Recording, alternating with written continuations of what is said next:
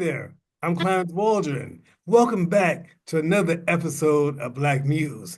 Tonight's guest is Dr. Marsha Noble, noted radio personality and historian. She's loved and respected for her jazz and classic R&B shows. You can hear her on WMMV 94.5 FM. She can be heard in more than 20 states. Yeah. Let's talk to Dr. Noble. Yes, Hi there, how are you? I am fantastic and I am honored to be a part of Black Muse, celebrating Black Music Month. And for the record, the station that I am on is WWMVLP 95.5 out of Madison, Wisconsin. But all you have to do is tap the link and I'll be anywhere you are. Okay, so describe your shows on that station. I know there's a jazz and a R&B. Talk about that. Yes. Well, actually, I'm a jazz radio personality and historian, 32 years in the industry. I started at WHPK here in the University of Chicago. And since then, my show has aired by request on 6 stations in Chicago. And now we are in Madison, Wisconsin, which allows us to bring our listening audiences to us from wherever they are in the different states that we can pick it up on via the internet. I started as a jazz historian because my parents are jazz music aficionados. My father was a jazz saxophonist, playing for Count Basie here in Chicago. Oh, He briefly did quite a few stints with him. He played locally in Chicago. Gene Ammons and quite a few others were his friends. And my mother is the reason I am a jazz radio personality because she was a music aficionado. So we grew up in the music industry. We did not know anything but music. And she taught us what we know. Three girls. okay. So go back. Who were some of the people that you were listening to as a young kid? Some of the jazz folks. Oh God, Gene Ammons, Dinah Washington. We even thought Dinah was a part of our family because that was one of my mother's favorites because she went to Phillips with Dinah. Oh, And my father played, he went to DuSable and they were part of the Captain Walter Diet's shenanigans. And so they met through the music industry because they were part of the jazz scene. But our music library consists of James Moody, John Hendricks, Gene Ammons, Sonny Stitt, um, Art Blakey, hmm. um, what's his name? I have so many. Sarah Vaughan, Ella Fitzgerald, Duke Ellington, and it goes on. And then on Sundays, we were in the gospel. Oh, And of course, we could not listen to jazz until after church. So, oh, but on Saturdays, she gave the young people the stereos, the hi-fi. So we were the boppers. She taught us how to bop. So we listened to R&B classics and Eddie Harris and all those guys. So we never knew the difference between the music until she started to teach us. wow. Yeah. Okay. Yeah. Okay. I'm just thinking right now about Johnny Mathis, who Yes. just retired from singing last night. Do you have Really? any connection, any feelings about Johnny Mathis? Was he part of your household? Yes, he was. As a matter of fact, my mother, she categorized our music because she would quiz us many times on what we were listening to and who we were listening to. And she would ask us to differentiate between the saxophone, the trumpet, the Kenny Burrell from West Montgomery, so that we would know the artist and their field and their sound. And many times our Saturdays were spent with the jazz crowd coming to our house. My mother, and she was a DJ, and we had bid whist going on in the kitchen. And she would have either fried fish or food. She always had food for them, and they would dress to the nines. They would get started at our house, and by 7 o'clock, they were on their way out to the clubs. Okay. Okay. Yeah, Okay. All yeah. right. Now, did you sing or play any instruments as a kid or no? Yes, I was in acapella at elementary school. I sang in the choir 20 years. But I was in the a cappella choir in the elementary school, and that's when I learned I was a soprano with an alto voice. My speaking voice was deeper than my singing voice. So, Right. yeah. Right. Okay. So Now, we would sing doo-wops on the corner, outside. We would harmonize with the guys, try to be the Supremes. They were the Temptations or the Spaniels or the Coasters, and we would, it was the scene in the project. right, right. Now, I read that you were working on a film when jazz was jazz in Chicago. When Yes. do you hope to complete that? Well, we're trying to release the first pilot next year. And because we want to discuss the history of Chicago's jazz, because Chicago has a strong line of jazz artists that came from Chicago, from Gene Ammons to Johnny Griffin to Ramsey Lewis to Herbie Hancock to Quincy Jones. And we want to discuss our history as it relates to Chicago and how many musicians migrated from the South to Chicago. New York was not the place you made it. You made it in Chicago because Chicago has the most eclectic and discerning audience. We were the ones that created the dances, the bopping, the twist, the twine and all that. So we were that you made it here. When you made it in Chicago. Mm, Yeah. okay. Yeah. Tell us about your work as CEO and executive director of the Jazz in You. Yeah, what is that? And what does that mean? The Jazz Jazz in in You You? comes from my first jazz show. When I was I went on WHPK as a guest to discuss jazz history with the jazz doctor, Sterling Watson. And the moment the mic opened up and we began to talk, the phone line started lighting up and they were asking who was the voice. And we were introduced as I was just Marsha Noble at that time. And he began to ask me to come on monthly. So he was known as a jazz doctor. And when I began to create the jazz calendar for him, he said, well, we got to get you a name. And I said, well, call me the jazz pacemaker because I set the pace for your jazz taste. And and then 6 months later, the station manager called and asked if I would be interested in hosting my own show. So I had to create a name for my show. So I had to create a name that I thought would be associative with the jazz pacemaker. And I'm quite poetic. So I just decided the jazz in you would be I am reaching the jazz in you. I'm going Got to so and then it became the name of my show and now people know me as the pacemaker and they listen to the Jazz and You show. right. And if you don't have a heart, you've got a pacemaker. All right now. I like that. Very clever. All Yeah. right, doctor. Okay. That's what Now, I do. I love talking, I love words, and I love making music to make it yeah, happen. So, yeah. yeah. Now you have a liberal arts degree from Columbia College, a Yes. master's in training development and adult learning Yeah. from Roosevelt, and you have your PhD as well. Yes. How has all that education helped you today? Well, because I'm a teacher by heart, it allowed me to research jazz more in depth. Because I had to research my PhD, because my PhD is in public administration, because I like politics. So I worked on several of campaigns for Hillary. I've worked for Kamala. I've worked with the DNC in Chicago every time it's here. And I worked with Hillary in Philly. So I'm kind of all over the place because I'm hyper and I need to exert this energy. So my adult education is because I have always been a teacher. And when I was a little girl, I used to teach my crayons at the time, So then I started teaching, and then I began to teach my nephews and my nieces things that I knew because I'm an avid reader. So I would read a lot and work Hmm. crossword puzzles. So I was more of a music nerd by myself. And I spent my time either in music or words. And I would work the puzzles every Sunday out of the Tribune.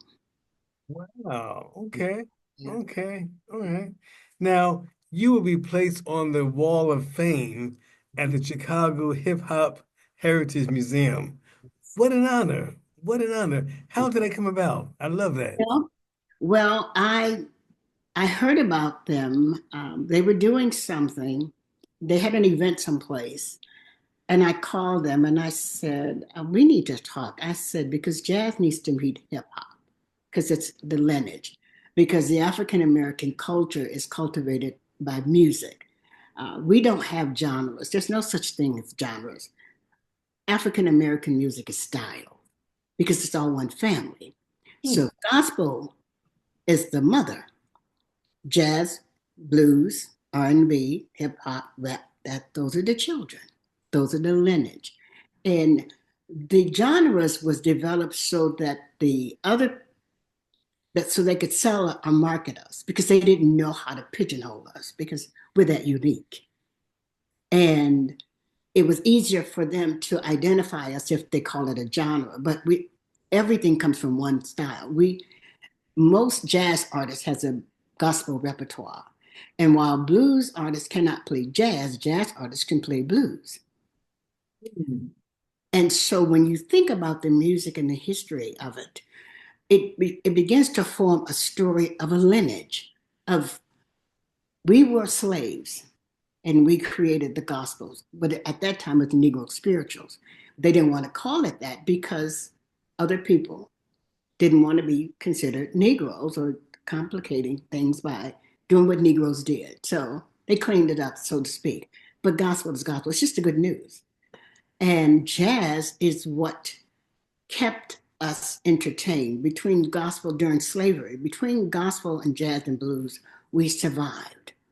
Bid West was created by the slaves, and we brought this over with us during on the slave ship. And as a result, one of the entertainments that we provided ourselves during the slavery, because it was very difficult, we began to entertain ourselves, and this is what blacks did. They either sang, tap dance, talk trash, and talking trash is part of Midwest, and that was their way they used to discuss the slave master without the slave master knowing it. So they learned how to count, and when the slave master found out they were playing Midwest, he didn't want them to play until he realized that was how they were able to monitor and count the crop. Yeah. Ergo, Midwest is still alive and well, and Bridge is was made up off of Midwest. I never heard that connection Yeah. between Midwest and slavery. Yes, Okay. yes, yes. I researched that. The man who wrote the book on Bid was one of the men who wrote the books on Bid West. I just did a documentary. We're doing the Jazz Bid and Chess documentary because Bid West was cultivated on the Pullman Porters. They cultivated it by bringing it south to the north.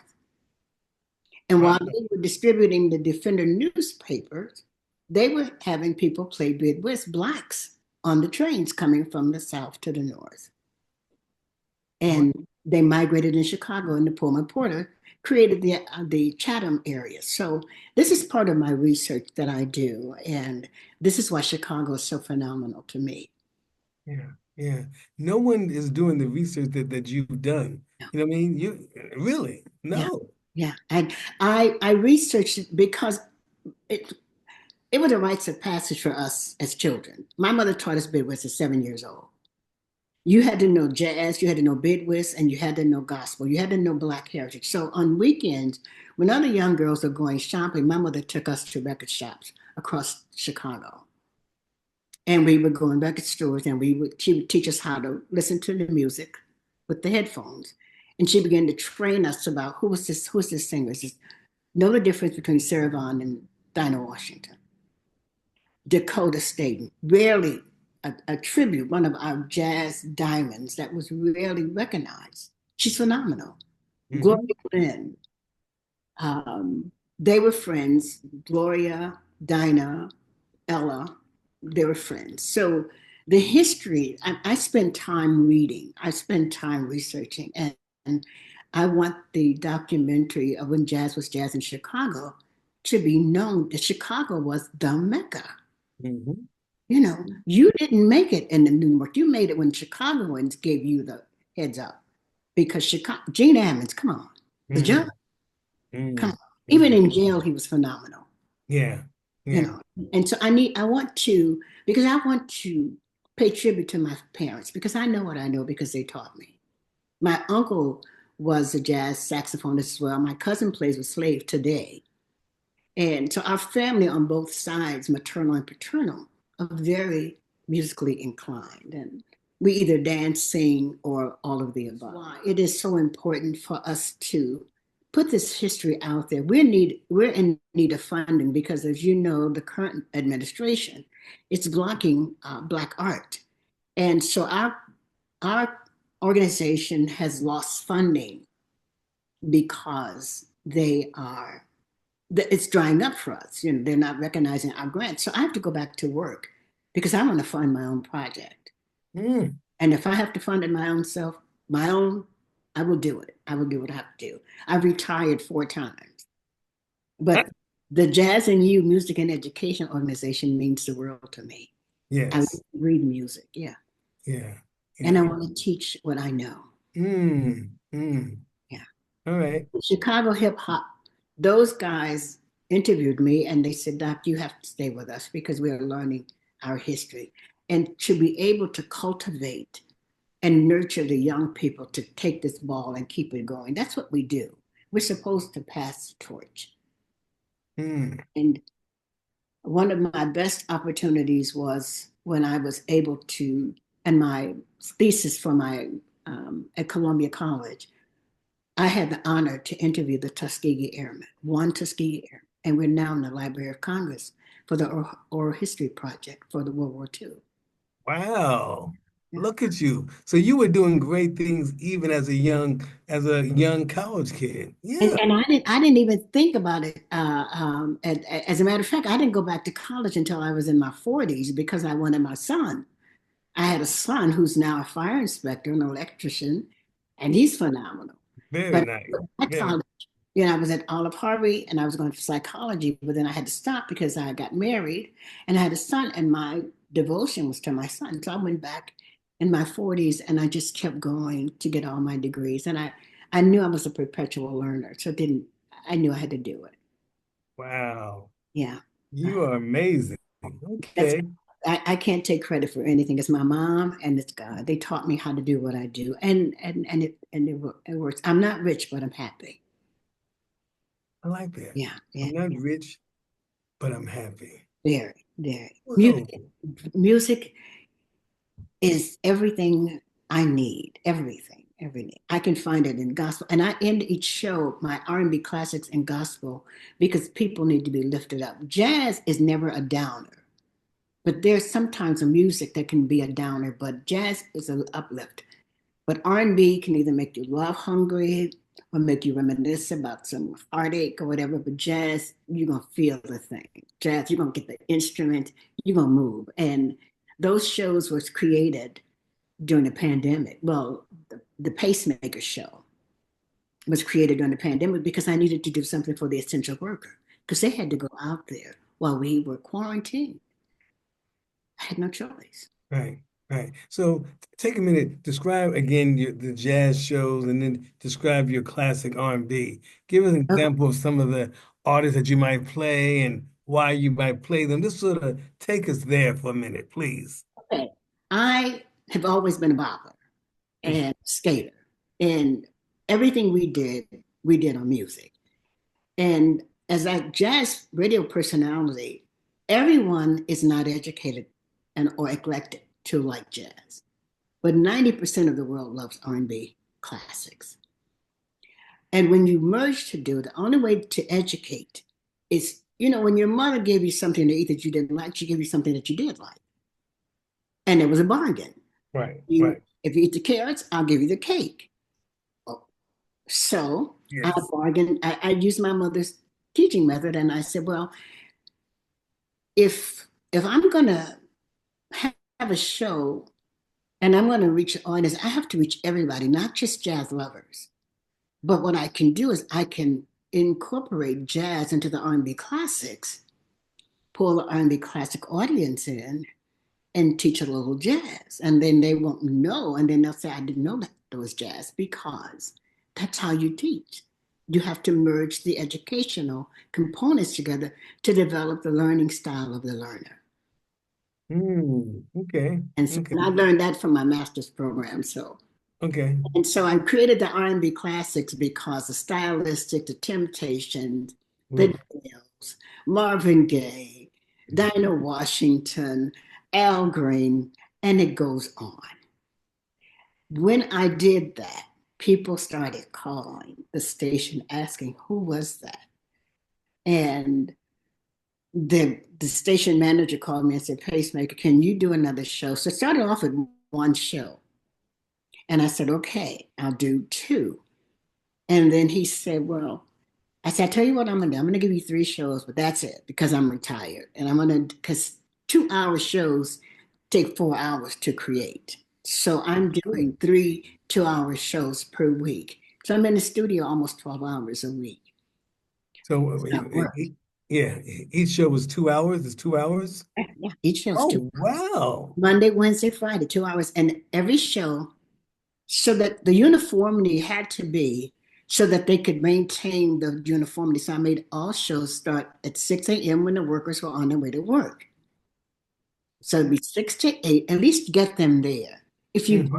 if you have to go to work, at least enjoy getting there. Hmm. The essential workers started calling me saying, we love you. And then friends started calling friends from out of state. And then we began to grow. And before we knew it, people were calling me from New York and Detroit and North Carolina. And I'm thinking, is this real? Because I'm used to just being in Chicago. Right. And it just morphed. And now I've got people asking me to DJ their parties. Whoa. Yeah. Yeah. Okay. So I Okay. bought equipment. I bought equipment and built the studio. And now I have two sets. I have alto speakers for when I'm out and Mackie when I'm home. The Mackie are bigger. The Mac speakers are bigger than the alto, but I've got Okay. the turntable. I've got the uh, control board. I've got because Columbia taught me what I know. Hmm. Yeah. Yeah. Were you a radio major Yeah, or no? Oh, I went in for television, but my radio broadcasting teacher said, we want to hear your voice. And my television teacher said, you should be in front of the cameras. But I interned at NBC, and it was difficult for me because of my heart to stick a mic in someone's face who were going through tragic. So I said, no, I can't do this. So I went into music. But NBC, I interned as at the news desk. okay. Okay. Okay. All right. So now here we are now, the month of June, Black Music Month.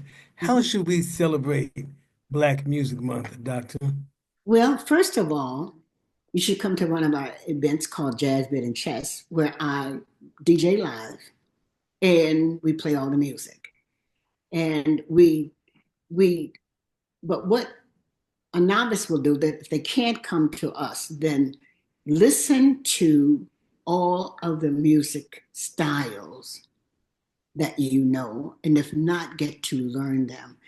And I would suggest you listen to my shows because we will celebrate Black Music Month. As a matter of fact, with a hip hop group, I'm putting Ludacris on because he did something for Quincy Jones. The Ghetto did something for, I think Too Short did something for Donny Hathaway's Ghetto. And I think Common did Misunderstanding, sampling Nina Simone. And I'm researching the young hip hop artists who sample jazz, and I'm going to feature them on my shows so that I can Oh, reach the even younger audiences. oh, very good. Yeah. Very nice. Very So nice. if you can't go anywhere, then just listen to my shows Monday, Wednesday, and Friday, and, Right. and just understand that and enjoy you know Hmm. that Hmm.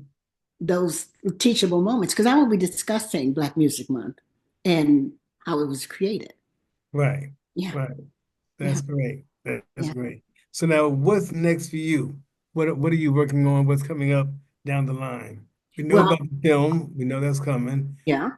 Go ahead. And so what I'm working on, actually I'm working on two documentaries. When Jazz was Jazz in Chicago, highlighting just jazz music. Hmm. Jazz Bit and Chess, where we discuss the life and diaspora of the African American culture as it relates to Bid West. As a matter of fact, I just recently interviewed Marvita of the Wood Gallery on Chicago on the South Side, where they have Annie Lee's Bid West. Yep. Yep. Sure Right? do. And then I interviewed Annie Lee's daughter, and they're Oh. giving us access because I want every family to have a copy of these Black art depicting Bid West, the dance, the Chicago scene, the Sugar Shack, where on Marvin Gaye's album, Hmm. you see Hmm. Black dancers, because this is how we teach our history through art and through conversations. And so that interview will be a part of the Jazz Bit and Chess documentary. And I've had two of my Jazz Bit and Chess crew, is what I call them when they come out to play Bid West. We do it every third Saturday from 12 to 4. And it's seniors, but the young people are going to come out now and play chess because we want to make it look like the family. You know, So, go ahead. yeah. So where would that be? I mean, give me an address or. Yes, yes. Right now we are at the St. Paul Redeemer Church, and that is on 4945 South Dorchester from Okay. 12 to 3, and it's every third Saturday of the month. And this in June, it'll be June 21st. Okay. And I will DJ live. We have light snacks. Um, they set up tables for Bid West and it rise and fly. And then we want to be able to have Annie Lee's portraits out there so that, because I have them. I have the portraits in my kitchen. Mm, I'm sure. When they were straightening hair, Hmm. when they were Hmm. playing Midwest, and you put the, on your forehead, that the trump on your forehead. So that's what we are going to do to depict Black history and Black Music Month. Got it. Got Yeah. it. Got it. Okay. Before we the last question, before we go there, tell us again the times of your show and how we can reach your shows. Okay. The Pacemaker shows are Monday and Wednesday. Those are the R&B classics mixed with jazz. Monday and Wednesday. Monday, Wednesday from 6 to 8 a.m. on WWMVLP 95.5. All you have to do is type the link www.mvlp.org. Tap that link and you're in. You're in. And the Jazz and You show airs every Friday, same time, 6 to 8 a.m. CST on the same station, WWMVLP 95.5. And Got it. you have to just, once you get acclimated to the link, you'll have no problem. Good. Yeah. Good, good, good. Well, I will tune in. I Thank will you. tune in. Thank Yeah. you. Appreciate Yeah. that. Yeah. Anything else that you want to share since we Well, got you here? Anything else on your mind what we'd today? like is for us, our website is currently being revamped, so we took it down because we outgrew it. Hmm. And we were not having the information that we normally would have. We needed to update it so that people could find the radio station and have the link to purchase t-shirts, the Jazz Bit and Chess t-shirts. So we had to take it down so that we could, revamp it. So we're in the stages of revamping it. But if anyone wants to reach me, they can reach me at jazzpacemaker at AOL.com. That's JAZZ, P as in Peter, ACEMAKER at AOL.com. And of course, we would love for people to help us by coming out and being a part of the listening audience. Participate in the Jazz Bit and Chess and allow your families to come out together. We want families to come out because that's where the history stems from, the conversations with your grandparents. And that's what the hip hop group were telling me. They said, you're teaching us what our grandmothers used to tell us about gospel and jazz, and to merge it into a conversation where we can all be of different ages and still relate. That's what I want to be able to share. Our history is rich. Our history is powerful. It And is. there's no ending to what we can do. I agree. I agree. And Wow. I want to thank you so much. And Black Muse, I am so proud to be on the show. I heard about it. A couple of my friends have been on it, and now I can say I'm honored. Well, thank you. Thank you. But listen, before we close, I want to take a few minutes to give a quick shout out to Howard Sandifer and his wife, Darlene Sandifer. They are the founders of the Chicago West Community Music Center. And this whole podcast was their idea. They said, let's have lively conversations with newsmakers. And actually, like your program, it did stem from the pandemic. Yes, Everybody was home, had yes, nothing to do. So let's give them something to do, talk to us. You know? So anyway, I want to thank them for that idea and thank you for being here. So now we can, click that off on the list that we got you. yes. So thank you. Well, and what I'd like to do is I'd like to work with you guys and just give you a shout out on my shows. Oh, So, because when we educate and add to the repertoire of where education and music merges, then we can say we've done all that we can do to get the word out there. And conversation is just as important as music. And when we merge the two together, information flows.